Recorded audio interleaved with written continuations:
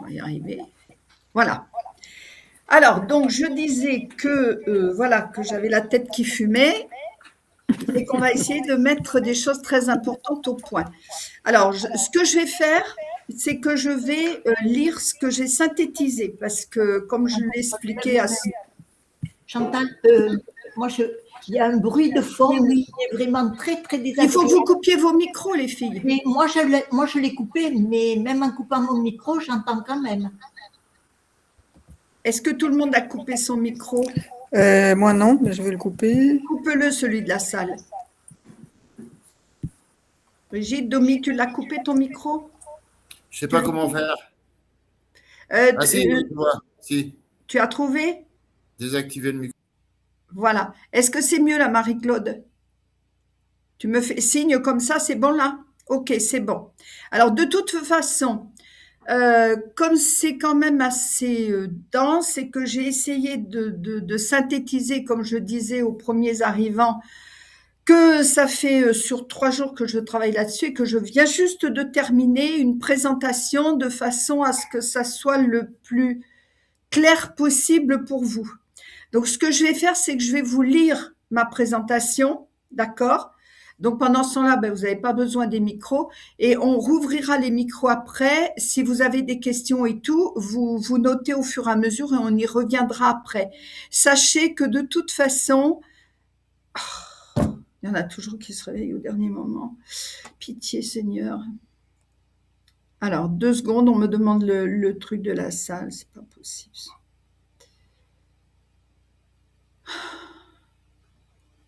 Coller. Voilà. C'est pourtant écrit, hein, comme sur le port-salut. Et donc, ce que je disais, c'est que, ben, je ne sais plus, du coup, c'est que vous me poserez vos questions après et sachez, oui, qu'il y aura de toute façon un replay, d'accord? Comme ça vous permettra éventuellement de reprendre certains points tranquillement. Alors, Qu'est-ce que tu pourquoi vas j'ai présenter fait... en fait? Pardon?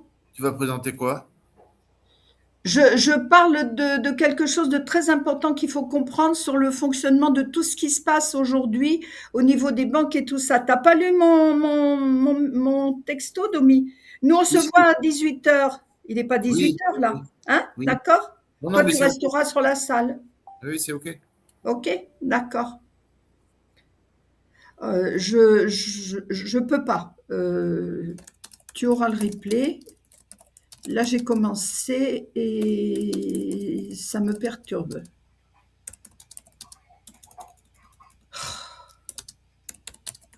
Et ça me perturbe.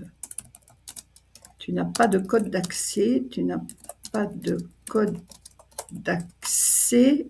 Oh. Tu n'as pas de code d'accès. Tu dois taper à la porte. Bon, et je réponds plus. Excusez-moi. Je dis pourtant qu'on commence 10 minutes avant, hein. Bref. Donc, je reprends, on va y arriver. Donc, je vais vous lire mon truc, d'accord? Je vais essayer d'être le plus clair possible et puis vous poser les questions après. Ce sera plus simple comme ça. Alors, je reprends mes notes. Alors, pourquoi j'ai voulu cette réunion ce soir d'une façon assez rapide? C'est parce que fin de semaine dernière, j'ai eu 2 expériences difficiles à vivre quand même avec 2 amis concernant tous les blocages que l'on peut rencontrer aujourd'hui avec les banques et ça ne va pas aller en s'améliorant puisqu'on est en plein dans le marasme, hein. Alors, on ne va pas rentrer dans ce que l'on connaît déjà, c'est-à-dire que les banques, c'est le côté sauf qui peut, hein, elles voient les capitaux qui partent ailleurs, mais finalement, il n'y a pas que ça, parce que dans ces 2 expériences que j'ai vécues, dont une qui a été vraiment difficile, parce que vous le verrez après pourquoi dans la suite, mais ça a entraîné pour la personne des frais assez conséquents, qui moi me restent un peu en travers de la gorge, pour elle en tout cas. Et donc, ce sauve qui peut et ce qui s'est passé m'a fait faire une enquête. J'ai vraiment fait une enquête, donc j'ai été fouinée par moi-même. Je me suis aidée des intelligences artificielles aussi, et j'ai fait un package de tout ça. Parce que ce qui s'est passé aussi pendant ces expériences-là, c'est que j'ai remarqué, et vous le savez depuis le début, je vous dis que dans les comptoirs de la prospérité, on est là pour à la fois apprendre à faire travailler notre argent, à investir dans de la crypto avec les paramètres, comment je veux dire, où il faut être vigilant quand même sur ce qui se passe et tout. Ceci dit, on est quand même plusieurs, heureusement, à en avoir reçu de belles choses, mais aussi sur le fait de notre attitude vis-à-vis de l'argent, d'accord? Et là, après analyse et après recul, moi, ça m'a entraîné dans des émotions très fortes qui m'ont réveillé des vieux trucs. Et je le sais aussi parce que j'ai eu l'occasion de parler avec ces personnes-là, de leur côté à elles aussi. Et en fait, ça m'a amené à dire, mais qu'est-ce qui se passe et pourquoi il y a le fait de comment je veux dire, de tout ce qui se passe sur le plan système financier mondial actuel, au vu de ce qui se vit à ce niveau-là, mais il y a aussi chacun de nous dans notre attitude. Donc vous allez voir, je vais vous dérouler ça au fur et à mesure, mais je sais très bien que vous ferez que vous recollerez les tenants et les aboutissants de ce que l'on peut vivre finalement sur le plan personnel quand il nous arrive des choses comme ça. Alors, côté banque, je vous l'ai dit, c'est le sauve qui peut. Et il y a de plus en plus de refus d'obtempérer à ce que nous voulons faire, que ce soit des virements, que ce soit des retraits, etc. Et j'ai envie de dire au jour d'aujourd'hui, quel que soit le montant. C'est-à-dire que moi, j'ai des personnes, pas sur les expériences de fin de semaine dernière, mais d'autres expériences où des personnes, même pour 120 €, elles se sont vues refuser un virement qu'elles voulaient faire à un ami et ça a été refusé. Bon. Et j'ai voulu, de plus en plus, les banques aussi nous demandent, alors que ce soit en présentiel ou en virtuel, nous demandent de justifier pourquoi nous voulons faire telle ou telle opération. Et ça aussi, quel que soit le montant, bon, on va dire que le montant, ça avoisine, c'est quand même plus quand ça avoisine les 800 ou 1000 €. En dessous, c'est c'est encore un peu plus léger, on va dire, d'une façon générale. Alors moi, j'ai essayé de voir qu'est-ce qui pouvait créer ces blocages qui s'intensifient et qui, en tout cas, là, je vous parle de mon ressenti. Et quand je fais ce genre de travail, je fais appel à mes guides. C'est pas fini parce qu'on est en plein dedans, donc on est au plus fort de tout ce qui va se jouer là. Et ces blocages finalement, qui par rapport à ce que je vous disais à l'instant, nous rendent agressifs vis-à-vis des banques, car ça nous met en colère. On est en colère de ne pas pouvoir disposer finalement comme on veut de notre argent, parce qu'ils travaillent quand même avec notre argent. Et puis, nous avons finalement à nous rappeler qu'en faisant ça, on véhicule du négatif et que du coup, on récolte quoi? Du négatif, bien sûr. Donc, ça n'arrange pas les choses. Ce qu'il faut comprendre aujourd'hui, c'est que ce n'est pas que le montant. Certains peuvent passer 10 000 € comme une lettre à la poste, alors que d'autres vont se voir refuser moins de 1 000 €. Et aujourd'hui, il y a plusieurs paramètres qui rentrent en ligne de compte sur pourquoi ça bloque. C'est le montant, la fréquence, la destination, le profil du client et notre comportement inhabituel. C'est tout ça qui fait que on se retrouve à être bloqué.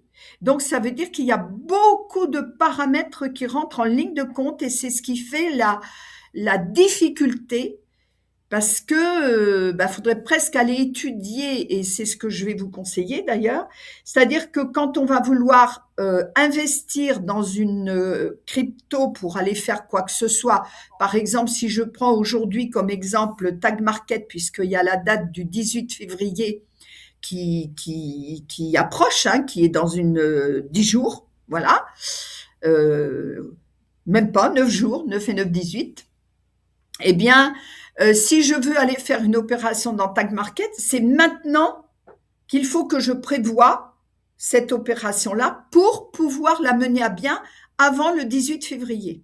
OK? Et pourquoi ça? Alors, ce qu'il faut bien comprendre, c'est que j'ai quelqu'un qui arrive, je reprends mon papier. Ce qu'il faut bien comprendre, c'est que pourquoi tous ces blocages, c'est parce que en fait, au-delà de ce qui se passe sur le fait que les banques voient les capitaux s'en aller ailleurs, c'est qu'elles sont légalement responsables de ce qui sort de nos comptes. Donc, ça veut dire qu'aujourd'hui, elles filtrent absolument tout ce qui ressemble de près ou de loin à de la crypto, même si c'est parfaitement légal. Alors, je vais vous donner un petit peu des indications très importantes. J'ai vu ça comme un peu, vous savez, quand on est dans la circulation, hein, puis qu'on passe au feu. Alors, il y a le feu vert pour des sommes inférieures à 300. On va dire c'est quasiment jamais bloqué, même si j'ai eu un cas où, comme je vous le disais tout à l'heure, un virement à 120 pour un ami n'est pas passé. Inférieur à 500, 600, c'est plus ou moins oui, ça passe. Et si vous faites une ou deux opérations isolées, ça va être OK, parce que tout ça, ça va correspondre à ce que les banques classent comme étant un usage grand public. On va passer au feu orange quand on va dépasser 500 € à 1000. Alors 500, 600, 700, ça passe. Au-delà de 800, ça commence déjà à bloquer plus que moins. Je vais le dire comme ça. Si on fait des répétitions rapprochées, ça veut dire que si on fait 2 ou 3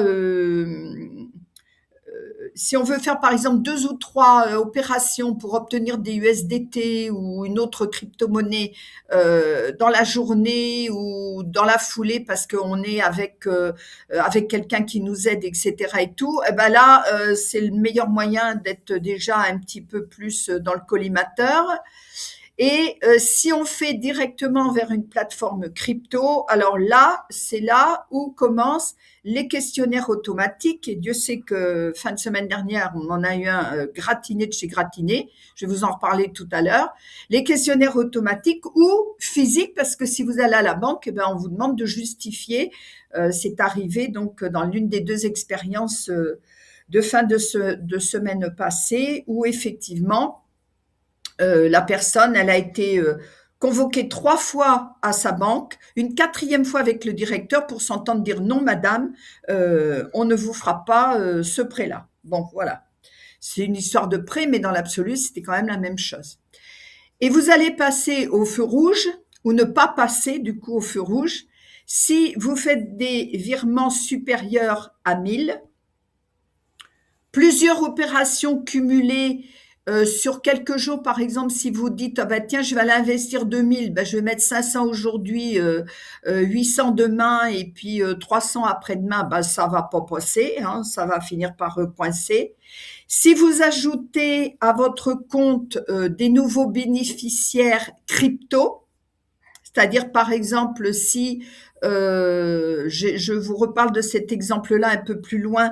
Si vous vous dites, bah tiens, pour que Revolut passe mieux, ce que je veux mettre comme somme dans Redopé, qui est une plateforme de conversion vers de la crypto, eh bien, ça ne va pas passer si vous mettez dans votre compte Revolut un nouveau bénéficiaire qui correspond à une adresse crypto. Voilà. Ou avec un IBAN Redopé, puisque Redopé, en l'occurrence, a un IBAN. Et là, vous avez des KYC qui sont renforcés et des justificatifs à fournir qui aboutissent souvent à un refus. OK? Et vous avez ensuite ce qui s'appelle le TRACFIN. Ça s'écrit comme ça se prononce. Et là, c'est la zone du signalement possible. Ça veut dire que là, la banque ne vous le dira pas, mais elle peut, par exemple, si vous allez virer tout de suite 5 000 et que c'est pas du tout habituel dans votre cas, hein, suivant votre façon de travailler avec votre banque habituelle, eh bien, ça peut être signalé. Si c'est 10 000 et plus, même si c'est fractionné, c'est pareil, parce que ça va être un comportement qui va être perçu comme du contournement, même si c'est pas le cas, mais en tout cas, ce sera perçu comme ça. Donc, vous pouvez même être signalé. Ça veut dire quoi? Ça veut dire que si vous êtes signalé, ça peut entraîner des blocages même de votre compte normal. Quand je dis normal, Banque Populaire, Société Générale, Caisse d'épargne, etc., etc. OK? Mais encore plus que le montant, ce qui déclenche les blocages, c'est finalement notre façon d'utiliser le système. Autrement dit, ce que je vous disais tout à l'heure, c'est-à-dire notre comportement. Alors, notre comportement entre quoi et quoi? Entre acheter de la crypto depuis une banque vers un échange externe, c'est-à-dire une plateforme de conversion. C'est pratiquement ce que l'on fait, j'ai envie de dire presque tout le temps. Eh ben, va falloir arrêter parce que ça va bloquer de plus en plus. Je vous le dis tout de suite, il y a la parade. Si on envoie d'un coup une somme après une longue inactivité, si on multiplie les petits virements, parce que les petits virements multipliés, si vous faites 100 €, je sais pas moi, tous les jours, ou 50 € tous les jours, ça va finir par paraître louche. Si vous changez votre habitude financière, alors ça peut être ouvert à qu'est-ce qu'ils appellent notre habitude financière, mais l'habitude que vous avez de travailler avec ce compte-là. Si vous envoyez de l'argent directement sur un wallet direct, si par exemple vous faites de votre banque alors je vous parlais de Revolut tout à l'heure, je vous prends ça comme exemple, hein, mais c'est valable pour n'importe quel autre cas de figure, de votre banque vers Revolut et de Revolut vers de la crypto dans la même heure, paf, ça va bloquer. Si vous utilisez des plateformes non européennes comme RedoPay, parce que RedoPay est classé comme étant risque élevé. Et ce qui va compliquer le tout, c'est que chacun de ces systèmes-là ne contrôle pas la même chose. Et c'est ça que nous, on n'a peut-être pas en conscience et qu'il va falloir qu'on prenne en compte dorénavant. Revolut, par exemple, si je reprends toujours mon exemple de Revolut, lui, ce qu'il va voir, c'est la provenance de l'argent. D'où est-ce que ça vient? La banque personnelle, quand je dis la banque personnelle, c'est-à-dire traditionnelle, hein, du système que l'on connaît depuis des années, lui, elle va prendre en considération votre comportement inhabituel par rapport à votre façon d'être habituelle. Et RedoPay, qui est la plateforme de conversion, elle va prendre en compte la lutte anti-blanchiment, crypto ou carte prépayée. Alors, le vrai problème finalement dans tout ça, c'est ce que j'ai appelé la ligne droite. Alors, la ligne droite, c'est quoi? C'est parce que ça devient suspect au niveau des algorithmes. C'est-à-dire, je prends de l'argent, je dis n'importe quoi, de ma banque postale, je l'envoie pour aller changer, par exemple à RedoPay, je change en USDT et puis j'utilise mes USDT aussitôt pour aller payer ailleurs, pour aller mettre mes USDT ailleurs. À partir du moment, alors c'est vrai que c'est le circuit le plus court, mais finalement c'est celui qui va le plus bloquer. Donc ça, c'est quelque chose qu'il faut comprendre parce que c'est le comportement typique de ce qu'ils appellent un compte mule ou un compte de blanchiment automatisé. Donc, il sert, tous les boulons sont serrés en même temps, que ce soit au niveau de la banque, au niveau de Revolut, au niveau de la banque perso, au niveau de Redopé, etc. Alors, par exemple, je vous ai mis un exemple là-dessus. Au niveau de… Ah oui, parce qu'il y avait un autre point aussi. Ce qui se passe aussi au niveau des plateformes de conversion, en l'occurrence hier Nexo et aujourd'hui, alors moi je sais que j'étais sur Nexo, j'ai quitté Nexo pour Redopé parce que Nexo bloquait les comptes. Je crois même que Brigitte aussi a été bloquée sur Nexo. Il y a eu des problèmes, donc à l'époque on nous a dit il vaut mieux aller sur Redopé, c'est mieux. Jusqu'à milieu d'année dernière, Redopé, c'était effectivement très bien. Sauf que maintenant, Redopé commence aussi à bloquer pour toutes les raisons que je viens d'évoquer. C'est-à-dire qu'à partir du moment où vous voulez mettre, on va dire, 1000 € ou un petit peu moins, suivant votre comportement, eh bien, ça va être bloqué. 2000 € aujourd'hui sur Redopé ne passeront pas. Donc, ça veut dire que Redopé n'est plus aussi valable qu'il l'était l'année dernière. Voilà. Et je vais vous le redire tout à l'heure, mais sachez d'ores et déjà que ce qui est valable aujourd'hui peut ne plus l'être demain. D'où l'importance de suivre tout ça. Alors, pourquoi ça? Parce qu'ils doivent justifier que l'USDT n'est pas acheté pour recharger une carte ou sortir du circuit bancaire, etc. Et du coup, ils sont encore plus surveillés que les banques européennes. C'est quand même des choses, enfin moi je ne sais pas si vous saviez tout ça, moi j'ai appris beaucoup de choses en faisant mon enquête. Alors, il y a plusieurs leçons à tirer de tout ça. Quand on voit que ça coince, ça c'est une première des choses, et moi c'est ce que j'ai regretté sur une des opérations de la fin de semaine dernière. Quand on voit que ça coince, il vaut mieux arrêter tout et reprendre plus tard, même si c'est reprendre le lendemain ou le surlendemain, mais ne pas insister pour différentes raisons. Parce que quand on va insister, le système bancaire sur lequel vous allez être, ou la plateforme, alors c'est surtout là, ça a surtout coincé au niveau du système bancaire, le système bancaire sur lequel vous allez être, plus vous allez insister, plus lui, il va vous bloquer. Parce qu'en fait, à chaque fois qu'on insiste, eh ben, c'est enregistré, c'est tracé. Et c'est ce qui fait que la personne en question avec qui c'est arrivé, alors il y a eu deux choses, mais en tout cas, elle a eu des frais assez importants parce que la banque qui était, pour la nommer Revolut,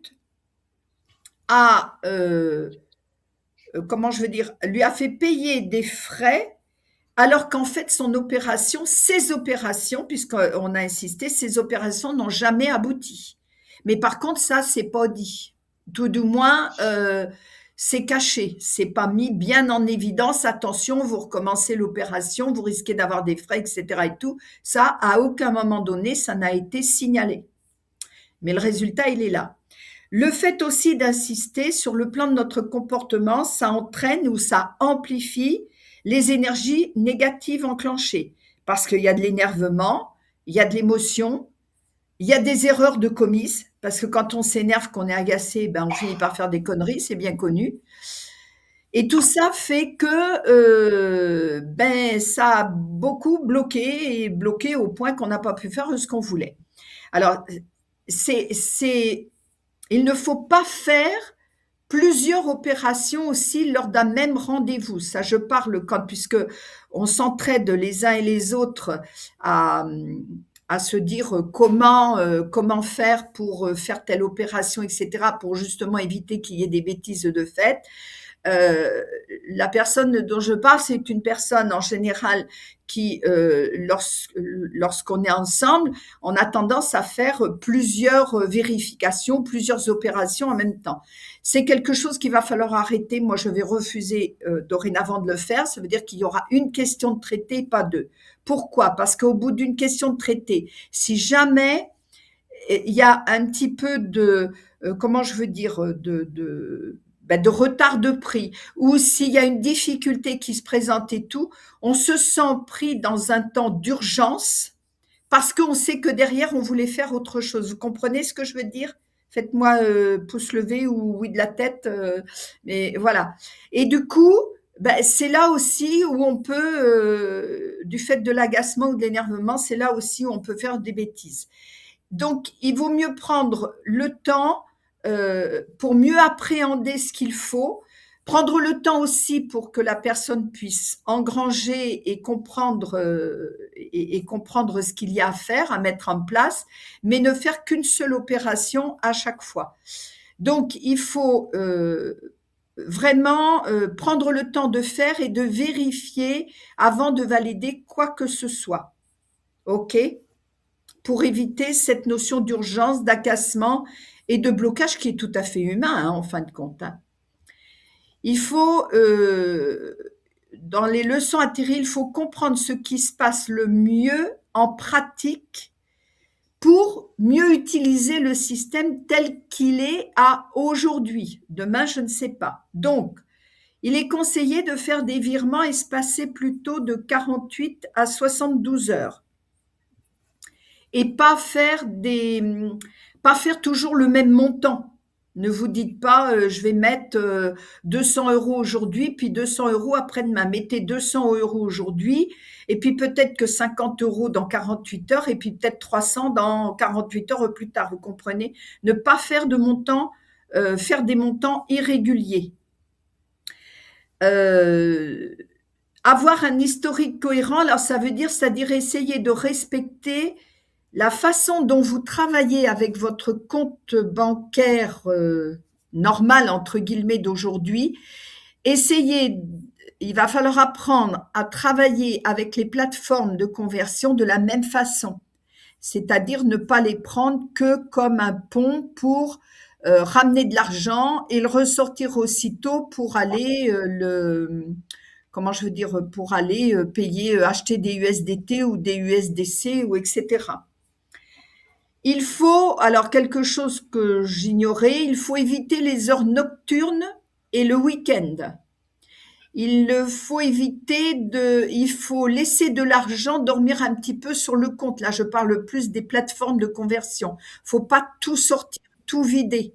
Parce que ça veut dire que vraiment, si on vide tout comme ça d'un coup, ça veut dire que vraiment, on se sert de la plateforme de conversion comme un pont. Et ça n'est pas acceptable pour eux. Et il faut passer par un IBAN connu depuis longtemps, donc ça, on va y revenir. Donc, ça veut dire quoi? Ça veut dire qu'il faut prévoir à l'avance ce que l'on veut faire. Et pour prévoir, il faut déjà comprendre. Et en 2026, alors que tout se durcit, il y a une règle qu'il faut se mettre en évidence, c'est que la crypto est légale, mais l'envoi d'argent vers de la crypto est juridiquement considéré comme une opération à risque. Donc, la banque, elle a obligation de vérifier que l'on ne se fait pas arnaquer, même si nous, on a beau lui dire mais non, mais je sais ce que je fais, je suis pas débile, je suis pas sénile, etc. et tout. Il faut comprendre qu'elle aussi, elle a des droits qu'elle doit respecter. Donc, en fait, la banque, elle se protège juridiquement et non pas financièrement. Je vous l'ai dit tout à l'heure, ce qui était valable hier ne l'est plus aujourd'hui, d'où l'intérêt d'échanger, de partager régulièrement, comme je suis en train de le faire maintenant, parce que j'ai trouvé que c'était quand même urgent à vous transcrire, et puis comme on le fera au fur et à mesure des comptoirs de la prospérité, pour suivre justement les fluctuations des changements inévitables que génère le monde numérique. Alors, quand j'ai écrit ça, il m'est venu une phrase, je suppose, merci à mes guides, hein, et j'ai écrit: le monde numérique est un marais dans lequel nous devons apprendre à vivre. Voilà. Donc, il va falloir apprendre à patauger là-dedans. Alors, je vous donne quelques exemples. Redopé, qui était valable jusqu'à, comme je vous dis, à peu près mi-2025. Mais avant, il y a eu Binance. À un moment donné, alors Binance est toujours valable, mais il ne prend plus les USDT, je crois, enfin, je ne sais plus quoi, mais bon, il y a eu un blocage. Après, il y a eu Nexo qui bloquait certains comptes, et puis il y en a eu certainement d'autres. Hein, je n'ai pas la prétention de tout connaître. Moi, je vous parle de ce que je connais, de ce que j'ai expérimenté. Et ce qui a bloqué sur Redopé, c'est pas la conversion en USDT, mais c'est le virement direct Revolut via une plateforme crypto étrangère. Et ça, c'est important parce que c'est là où on va trouver notre solution plus tard. Alors, pourquoi? Ben parce que, comme je vous le disais, Revolut doit prouver que l'on n'est pas victime d'une arnaque. Et en fait, c'est pas pour se protéger nous, c'est pour se protéger eux. D'accord? Donc, du coup, quand on fait ça, chez eux, c'est un niveau rouge automatique qui se déclenche. Alors, là, j'ai été fouiner un peu plus loin parce que ce que je ne comprenais pas, c'est que Revolut, depuis peu, a obtenu la licence bancaire européenne complète. D'accord? Donc, je ne comprenais pas pourquoi ça bloquait malgré ça. Et en fait, parce que c'est vrai qu'ils sont devenus beaucoup plus méfiants hein, ces derniers temps. Moi, Revolut, jusqu'à présent, je n'ai pas eu de problème. Parce qu'ils sont soumis avec la fameuse loi MiCA, dont on entend beaucoup parler, ils sont soumis aux mêmes règles qu'une banque traditionnelle. Donc, ils doivent prouver que le client comprend le risque et qu'il n'est pas manipulé. Ce qui donne lieu à un questionnaire, alors honnêtement totalement ridicule.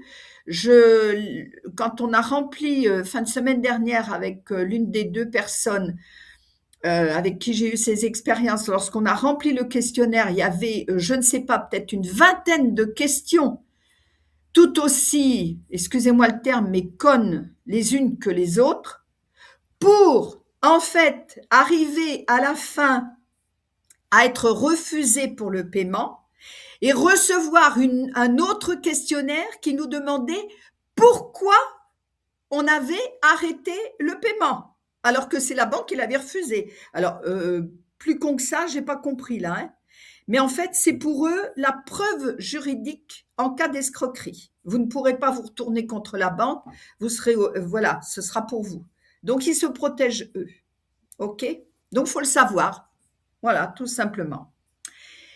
Et si on ajoute, comme je vous le disais tout à l'heure, notre IBAN Redopé à Revolut pour créer un nouveau bénéficiaire, eh bien, l'IBAN étant identifié par l'algorithme aussitôt comme crypto-service, et ils ont la base mondiale, hein, bien sûr, eh bien, Revolut va changer son scoring interne, enfin, voilà, son échelle de attention arnaque ou pas, etc., interne.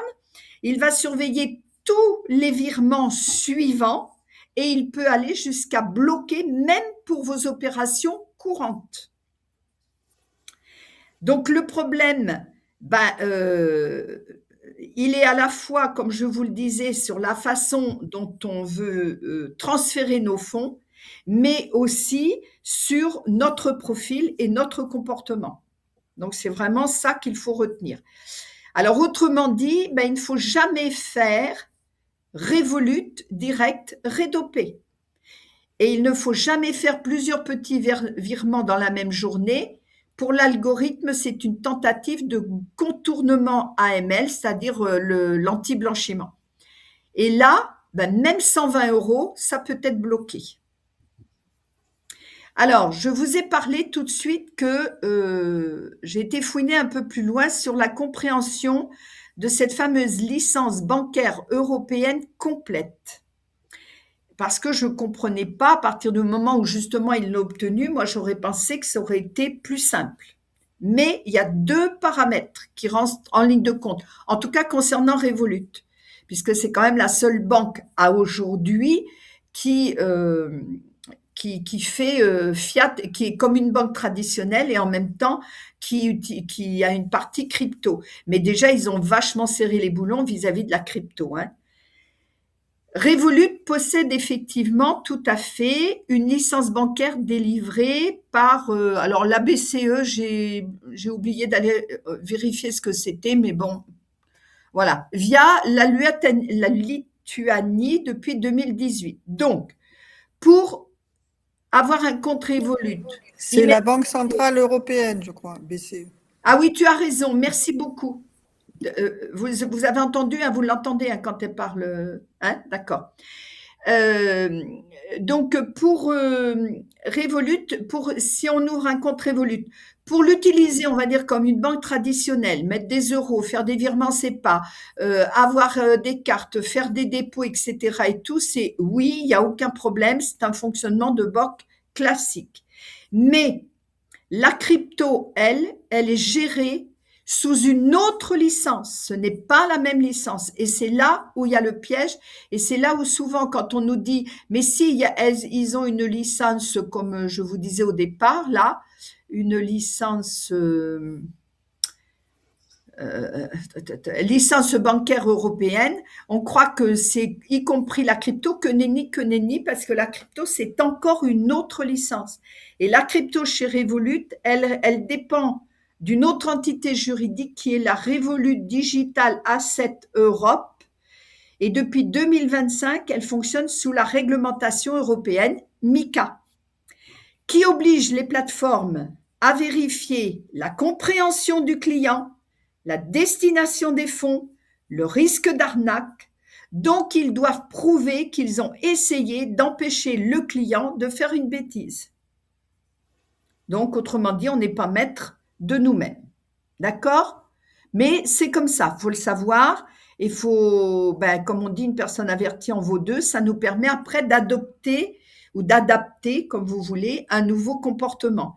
Alors, que fait sur une banque un utilisateur tel qu'on l'a toujours été tant qu'on ne connaissait pas la crypto, les uns et les autres? On alimente notre compte. J'ai fait des fautes. On alimente notre compte. On ne met pas toujours le même montant. On fait des retraits.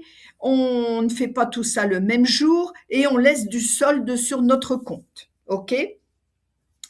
Alors qu'un utilisateur que les banques et les plateformes de conversion vont traiter comme étant un utilisateur contournement, ce qu'ils appellent, lui, il va transférer, convertir et vider pour avoir ses USDT, ses USDC ou une autre crypto. C'est ce que l'on a fait les uns et les autres jusqu'à présent et qu'il va falloir stopper de faire. Donc, il faut faire vivre les plateformes, de conversion, un peu comme notre compte bancaire. Ça ne veut pas dire de tout mettre sur les plateformes de conversion, mais ça veut dire quoi? Ça veut dire qu'il faut établir finalement un plafond de confiance, c'est pas un contrat, c'est un plafond de confiance progressive pour que ça bloque moins. C'est-à-dire que je m'inscris sur une nouvelle plateforme de conversion, eh bien, je vais aller mettre de temps en temps des sous dessus, puis de temps en temps, je vais en retirer un peu, et puis je vais en remettre d'autres, puis de temps en temps, je vais en retirer un peu plus, et toujours laisser un petit solde sur le compte, comme on ferait pour notre banque normale, entre guillemets. Et ce qui fait tout capoter, finalement, c'est de s'en servir, comme je vous le disais, comme passage ou comme pont direct, pour dire je mets de l'argent dessus, je le transforme en USDT et je vide le compte. Ça, c'est rédhibitoire. Vous allez avoir une ou deux opérations qui vont passer comme ça, puis la troisième, vous ne comprendrez pas pourquoi, ça coincera. Je vois que… Qui c'est qui me fait des appels là? Ah, elle est partie, elle a dû avoir quelqu'un ou je ne sais pas où elle va revenir. Donc voilà pour ça. Donc, partant de là, j'ai été faire mon enquête partant que je suis en France et qu'est-ce qui est le plus cohérent pour travailler en France correctement sans être trop embêté avec l'Europe, c'est-à-dire en passant avec la loi MiCA. Alors, j'ai j'ai eu à ce moment-là un rappel de mes guides très gentiment, mais qu'effectivement, ils ont eu raison de me rappeler, c'est que dès lors qu'on est contre quelque chose, eh ben, tout va mal et tout bloque. Donc, il faut qu'on arrête d'être contre les banques, contre le système, contre tout ça. Il faut essayer de faire autrement. Et en fait, il faut faire avec, en tout cas pour l'instant, pour le système financier, il faut faire avec qui fera toute la différence pour nous faciliter notre évolution vers notre aisance financière. Alors, j'ai été fouinée dans les différentes plateformes pour aller voir quelles sont les plateformes que le système bancaire aime. OK?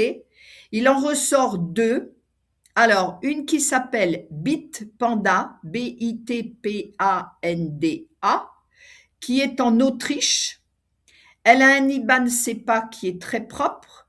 Elle fait les conversions euro-crypto sans suspicion.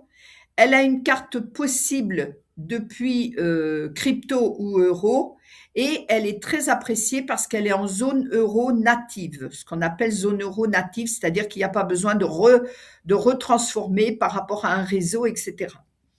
Elle est très bien vue par les banques, lambda, je parle, et il y a énormément moins de blocage. Alors, pourquoi? Parce que sa licence européenne, elle est complète, les banques lui font confiance, elle est régulée AUT au niveau de l'Europe. Là aussi, c'est une appellation que je ne suis pas allée voir ce que ça veut dire. Bon, on verra ça plus tard ou je vous le rajouterai avant de l'envoyer. Elle a une interface qui est plus agréable pour les débutants. Elle est plus simple. Elle a des frais par contre d'achat qui sont plus élevés, c'est-à-dire environ 1,49%. Donc après, c'est à calculer par rapport au montant qu'on veut mettre dessus et transformer. Et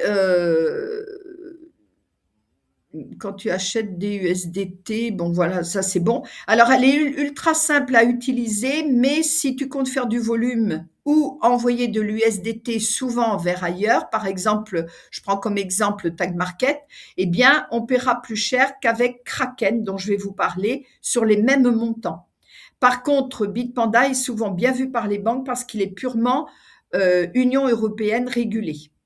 Alors, il y a l'autre plateforme qui est intéressante aussi, Kraken. Elle est basée à San Francisco, en Californie, aux États-Unis, mais elle est fondée depuis 2011 et c'est l'une des plus anciennes et des plus reconnues au monde pour le trading de crypto-monnaies. Elle est régulée UE, donc très bien pour nous.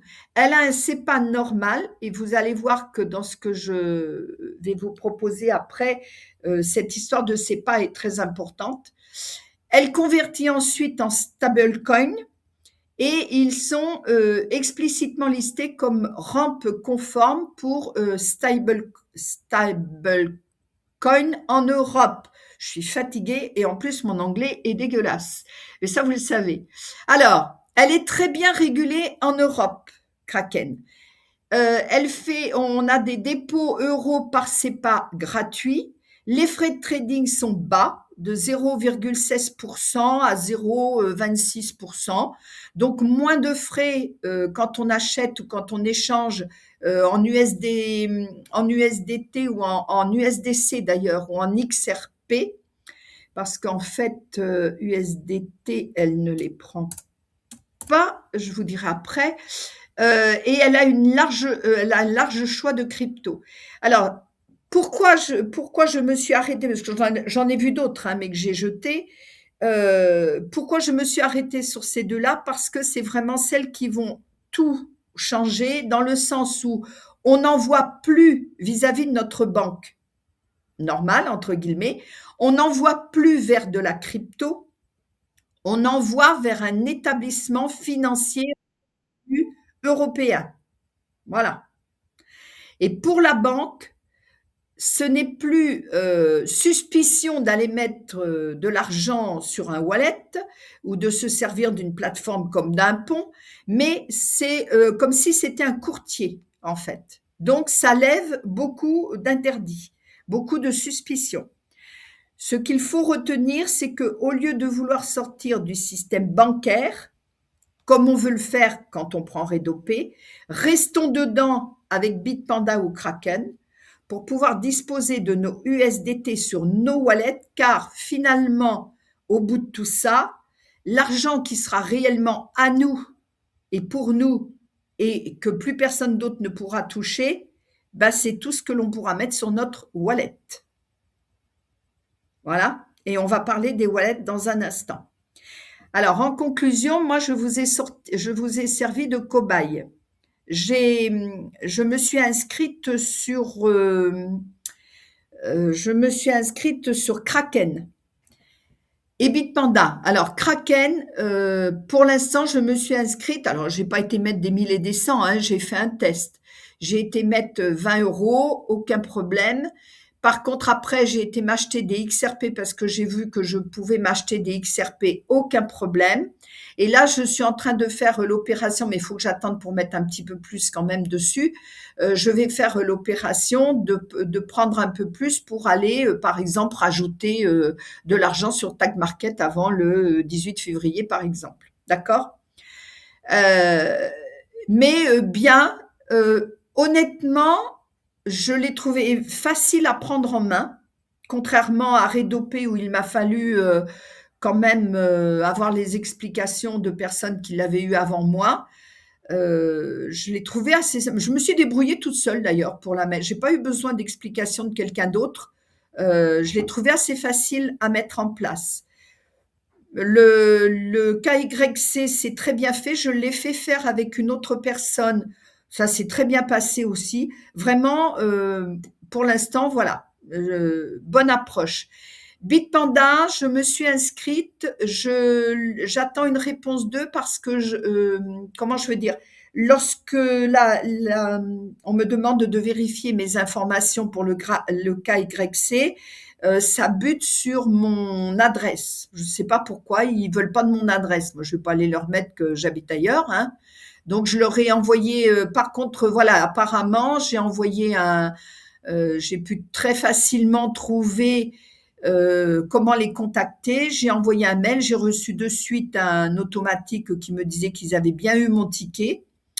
Et en fait, plateforme, oui, assez simple et sympathique à prendre en main, visiblement. Bon, ça, je vous en reparlerai parce que du coup, avec le week-end, j'ai pas pu aller au bout recevoir encore leur réponse pour qu'ils acceptent mon adresse postale.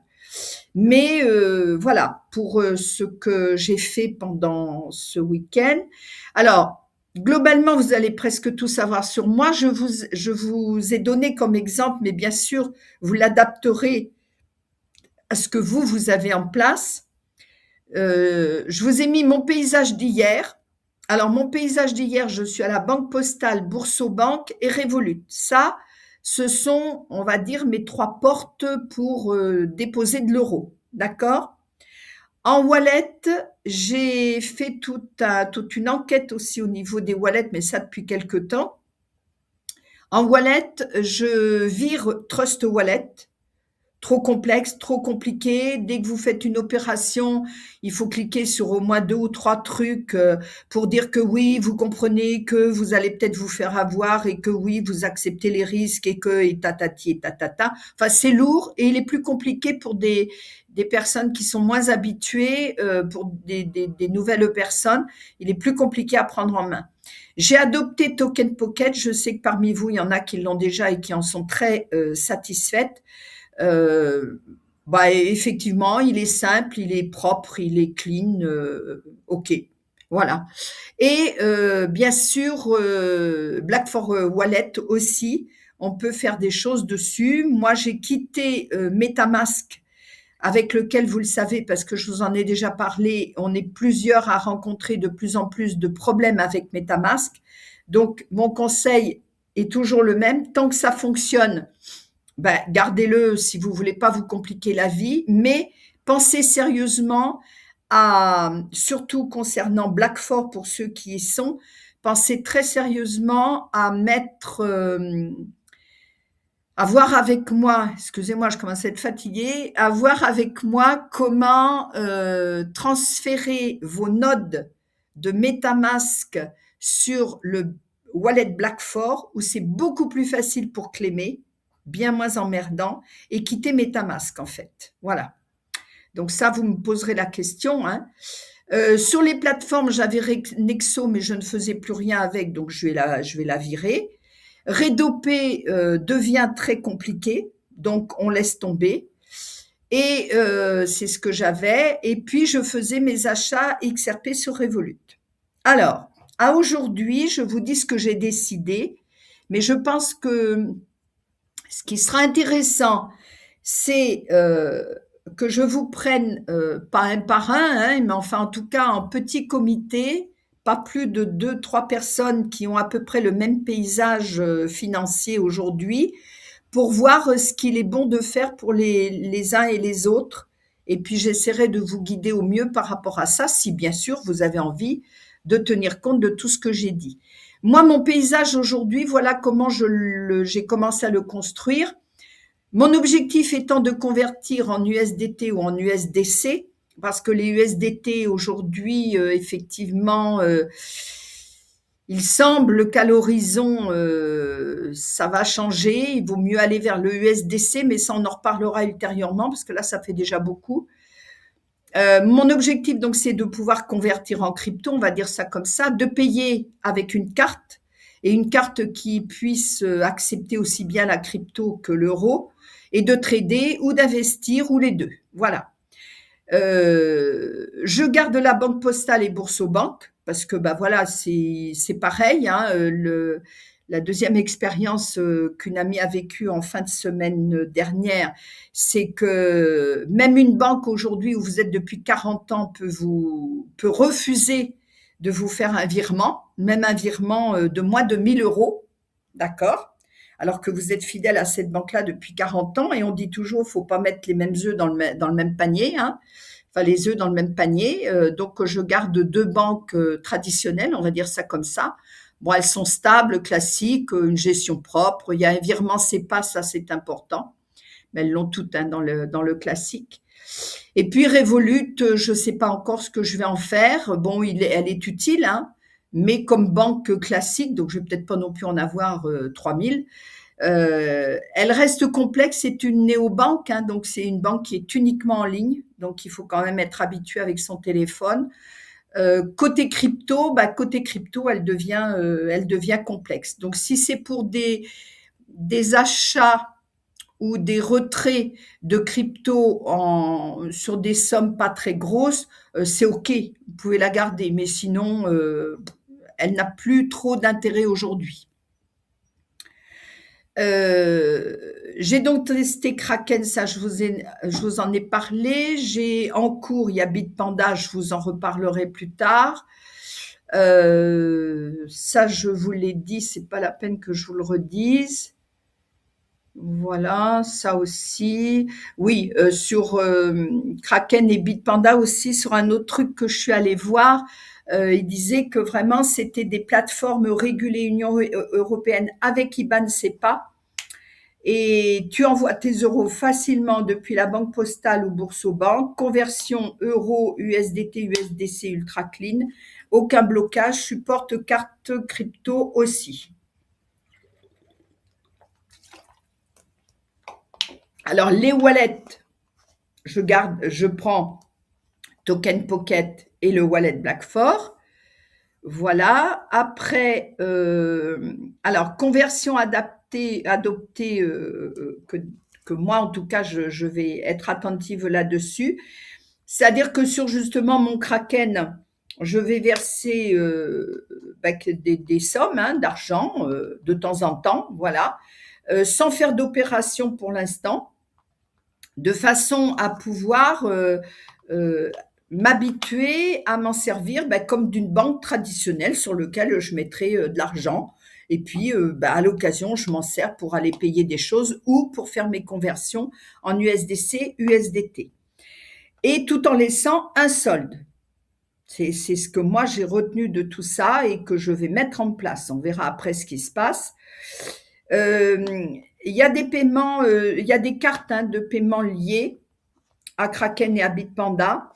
Alors, pourquoi les deux? Parce que Kraken ne convertit pas en USDT, elle convertit en USDC et d'autres cryptos. Je vous parle, moi, des deux stablecoins que nous, dans ce que nous faisons, on utilise le plus souvent. Par contre, donc ça complique un peu les choses parce qu'il comment je veux dire, il faut reconvertir derrière. Et vous savez qu'à chaque fois qu'on convertit, ça entraîne quand même des frais de casse.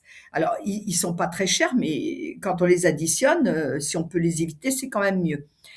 Le Bitpanda, lui, accepte les USDT directement. Donc, du coup, on peut jouer avec les deux. Ça, je vous en reparlerai quand j'aurai eu ma réponse pour mon adresse.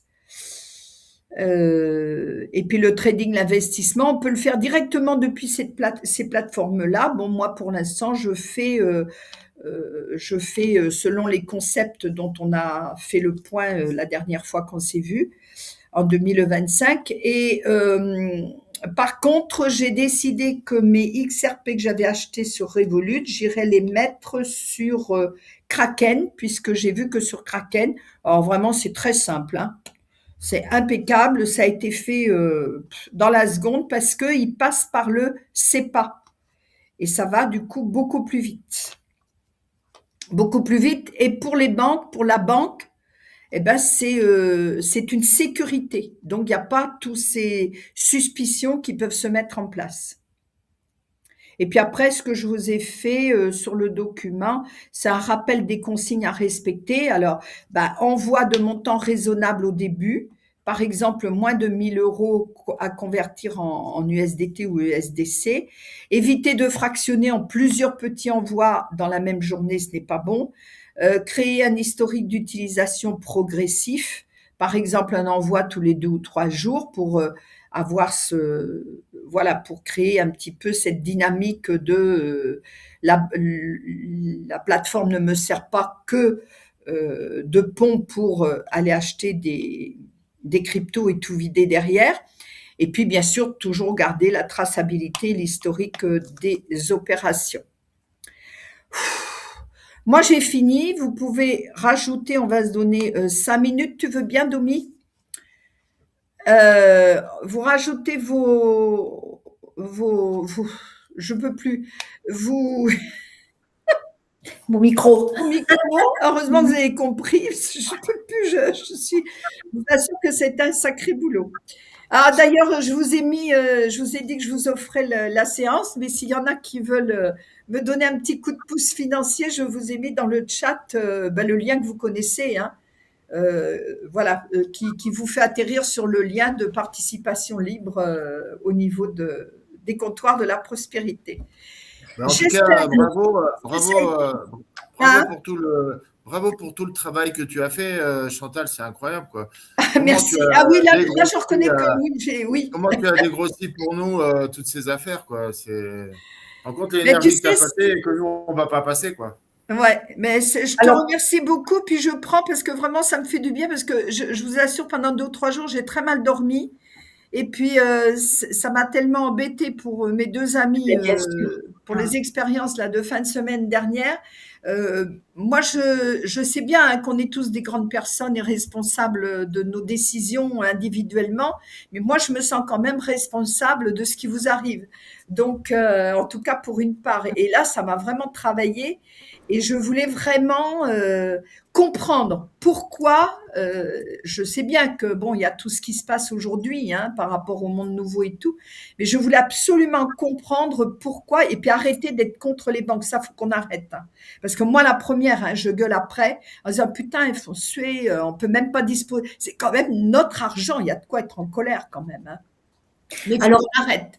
C'est vrai que de ce côté-là, tu vois, Chantal, moi, je ne me retrouvais pas. C'est pour ça qu'au début, je me suis dit, oh là là, tu parlais de problèmes, mais moi, j'ai plusieurs banques, y compris Boursorama et Revolut, et je fais des transferts de tout ça. J'ai pas de souci. Pourtant, et puis je profite du système puisque j'ai des placements financiers dans le système classique aussi. Et donc au début, je me suis dit, oh là là, mais moi, j'ai pas de soucis.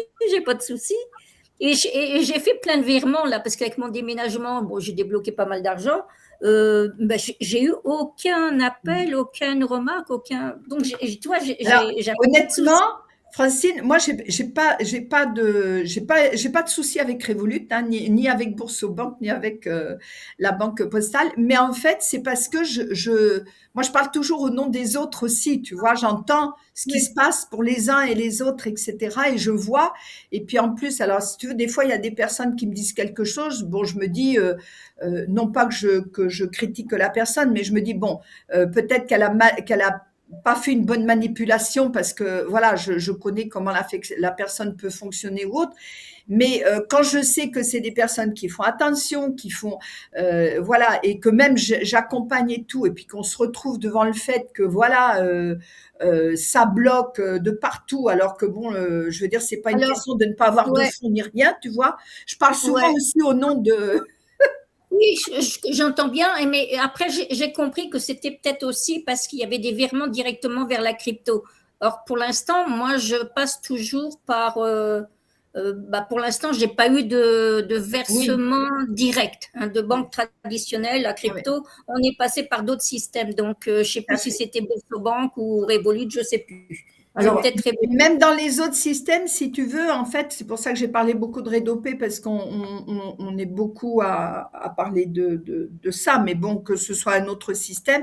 En fait, ce que moi j'ai aimé quand même dans l'enquête que j'ai fait, c'est que on comprend mieux ce qui se joue derrière, qui nous emmerde, mais qui se joue derrière, et qui fait que effectivement, ça sert à rien de se mettre contre. Hein. Moi, quand j'ai entendu mes guides me dire « Rappelle-toi qu'il faut pas être contre », j'ai dit « Putain, mais j'y suis ». Alors moi, j'ai un lourd passé au niveau de la relation à l'argent, je m'en suis jamais cachée. Hein, et je trouve que je me félicite d'ailleurs, parce que je trouve que j'ai vraiment énormément évolué par rapport à ça. Et surtout quand je vois ce que l'on me fait faire, là, comment que je dis, franchement, si un jour j'avais cru faire ça, j'aurais dit non, mais ça va pas la tête. Donc, merci à eux. Mais effectivement, c'est vrai que c'est agaçant quand tu n'arrives pas à faire ce que tu veux.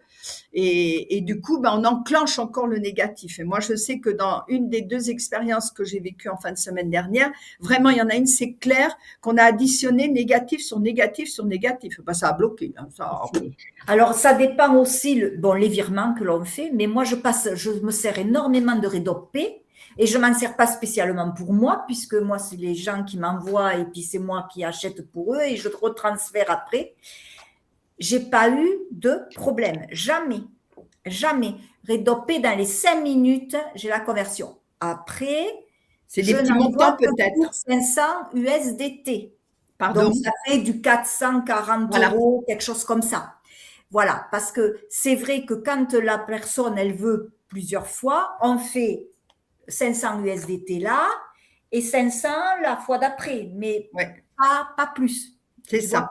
C'est parce que tu es resté dans ce que j'appelle la zone verte ou le feu vert. Enfin, j'ai dit feu vert, feu orange et tout. Mais après, attention quand même. Alors, moi, c'est le résultat de tout ce que je vous ai dit. Fais attention quand même. Moi aussi, hein, Revolut, j'ai pas du tout de problème. Toi, tu en as eu plein. Redopé, j'ai pas de problème non plus pour l'instant, mais il y en a qui en ont. Donc, ça veut pas dire que si on n'a pas de problème aujourd'hui, que demain, on n'en aura pas. Et il vaut mieux avoir une roue de secours. Autre chose, je me sers quand même de la banque en ligne pour faire les virements. Je ne me sers pas de ma banque. Tu vois, j'ai une banque en ligne et je ne me sers que de ce compte-là pour envoyer. Et ça passe. Donc, ça ne vient pas brouiller ta banque personnelle. Ma banque personnelle, ils sont, voilà. Je comprends. Parce que, tu vois, j'ai envoyé un très gros montant à mon charpentier et donc j'ai enregistré son RIB à ma banque perso, j'ai tout fait comme il faut et puis on m'a dit vous pouvez maintenant faire un virement à votre charpentier, à monsieur Intel. Bon, ok. J'ai envoyé le virement et là ils m'ont embêté.